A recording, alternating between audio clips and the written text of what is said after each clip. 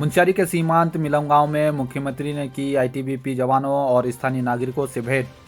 मुख्यमंत्री पुष्कर धामी ने बुधवार को पिथौरागढ़ जिले के सीमांत गांव मिलम का दौरा किया।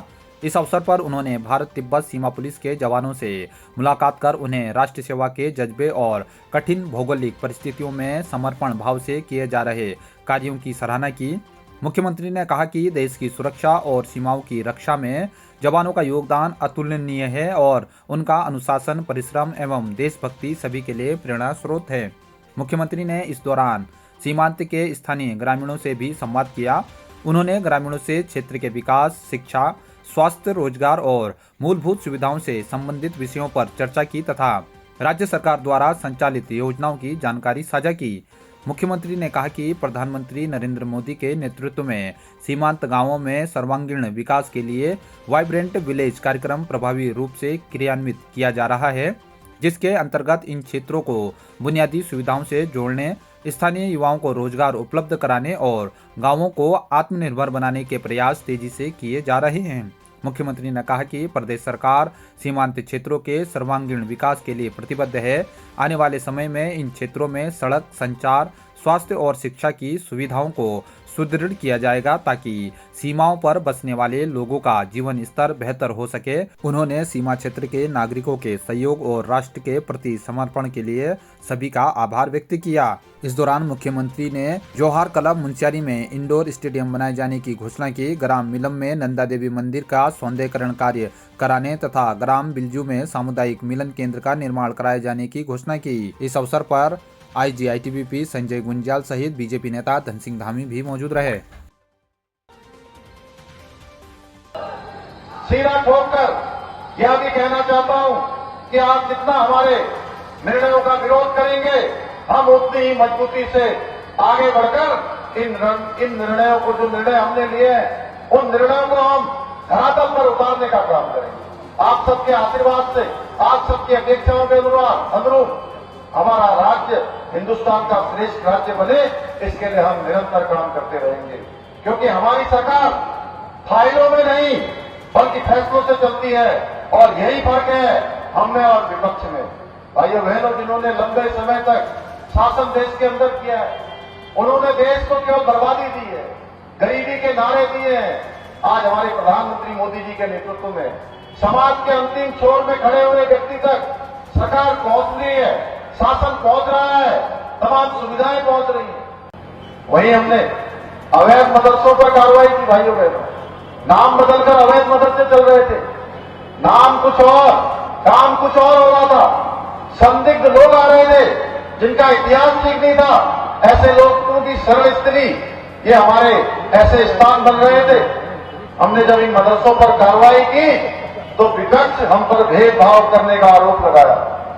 अब जब हमने प्रदेश में मदरसा बोर्ड को समाप्त करने का निर्णय लिया तो विपक्ष अब तो बहुत ही परेशान हो रहा है। उनकी परेशानी बढ़ गई है क्योंकि इसके लागू होने के बाद 1 जुलाई 2026 से उत्तराखंड देवभूमि के अंदर ऐसा कोई मदरसा संचालित नहीं होगा जिसमें हमारे शिक्षा बोर्ड के द्वारा जो निर्धारित पाठ्यक्रम है वो पाठ्यक्रम नहीं पढ़ाया जाएगा।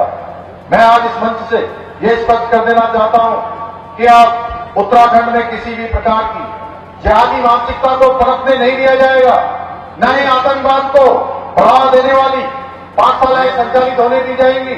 हमारा प्रयास है कि देवभूमि उत्तराखंड में कट्टर धार्मिक शिक्षा देने वाले केंद्र नहीं बल्कि ऐसे संस्कार युक्त, आधुनिक और राष्ट्रवादी शिक्षा के मंदिर स्थापित किए जाएं जो हमारे बच्चों को शिक्षा प्रदान करने के साथ साथ उनके चरित्र निर्माण का भी कार्य करें। प्रधानमंत्री जी के मार्गदर्शन और उनके सहयोग और उनकी प्रेरणा से हमारी सरकार भी राज्य में सहकारिता को जन जन तक पहुंचाने के लिए कई कदम उठा रही है।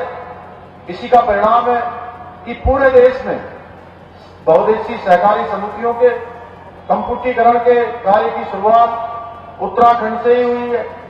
आज प्रदेश की सभी 671 सहकारी समितियों के कंप्यूटरीकरण का कार्य पूरा हो चुका है। इसके अलावा आज हमारी 24 औषधियां जन औषधि केंद्र के रूप में समितियों के रूप में भी कार्य कर रही है, जिनमें ग्रामीण जनता को सस्ती और गुणवत्तापूर्ण दवाइयां सस्ते दामों पर मिल रही हैं। इतना ही नहीं, हमने 640 समितियों को कॉमन सर्विस सेंटर के रूप में भी विकसित किया है। अब ये समितियां केवल ऋण देने तक सीमित नहीं है, बल्कि बीमा, पेंशन, बिजली बिल भुगतान, आधार सेवाएं सहित अनेक डिजिटल सेवाएं प्रदान कर रही हैं।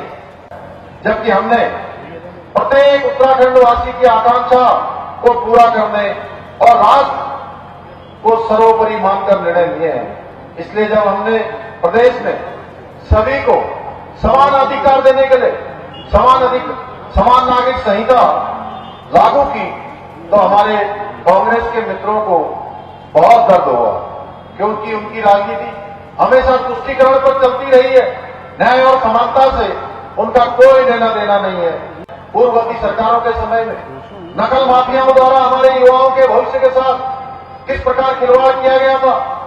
हमने भर्ती प्रक्रिया को पारदर्शी बनाने, नकल माफियाओं पर अंकुश लगाने के लिए देश का सबसे कठोर नकल विरोधी कानून लागू किया, जिसका परिणाम हुआ कि राज्य निर्माण के बाद 25 वर्षों का रिकॉर्ड तोड़ते हुए पिछले 4.5 वर्षों में 26,000 से अधिक युवाओं को सरकारी नौकरियां प्राप्त करने में सफलता प्राप्त हुई है।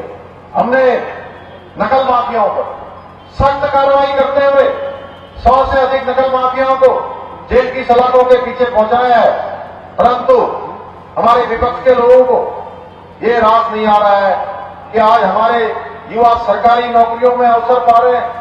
पारदर्शिता के आधार पर आज नौकरियां मिल रही हैं, भर्ती परीक्षाएं संपन्न हो रही हैं। गरीब माता पिता के बेटे और बेटी को आज योग्यता, प्रतिभा, उसकी मेहनत और क्षमता के आधार पर परीक्षाओं में चयन का अवसर मिल रहा है। लेकिन हमारे प्रदेश के युवा जानते हैं कि किसने युवाओं को नौकरी दी, किसने सिर्फ झूठे सपने दिखाकर उनके भविष्य से खिलवाड़ किया है।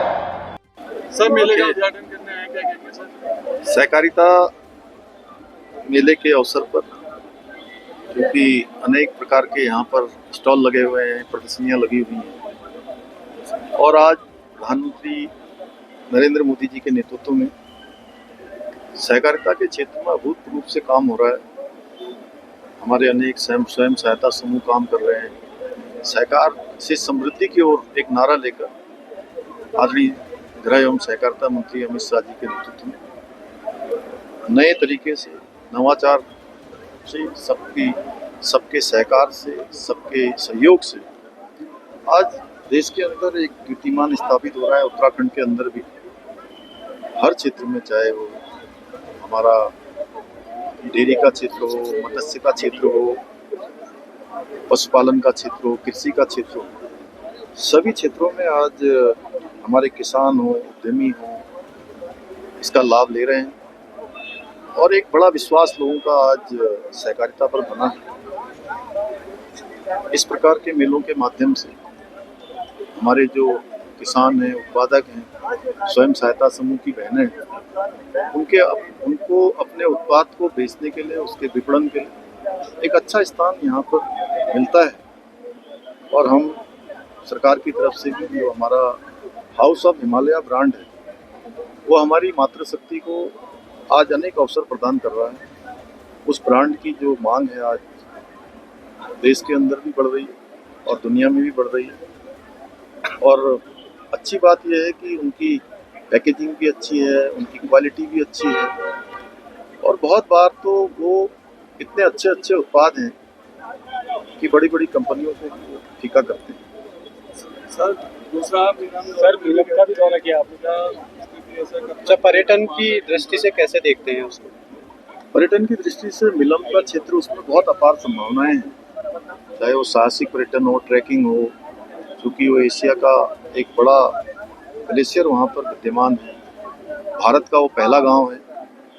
आदरणीय प्रधानमंत्री जी के नेतृत्व में आज देश के ऐसे सीमांत गांव, जिनको पहले गांव की संज्ञा दी गई है, वहाँ वाइब्रेंट विलेज को और व्यवहारिक रूप से हम लोग बढ़ाएंगे। आज मैं वहाँ गया था, वहाँ सेना के लोगों से, वहाँ के स्थानीय लोगों से, सभी से भेंट हुई है। और राज्य सरकार की तरफ से कुछ अलग प्रावधान भी हम इन क्षेत्रों में करेंगे, जो होम स्टे बने, अन्य प्रकार के जो वहाँ पर रोजगार स्वरोजगार के अवसर बढ़े, लोगों की आजीविका अच्छी हो।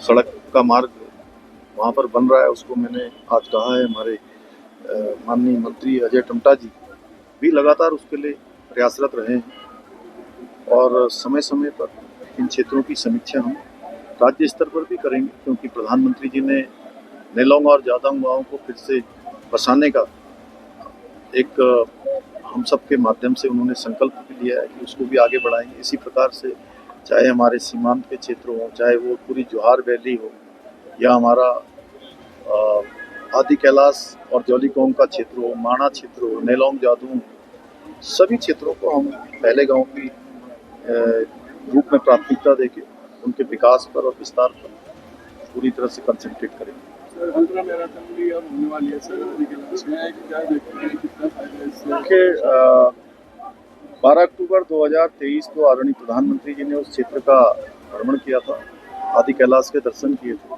उसके बाद वहाँ जाने वाले पर्यटकों की संख्या में अत्यधिक वृद्धि हुई है और अल्ट्रा मैराथन भी इसी को आगे बढ़ाने का एक काम है।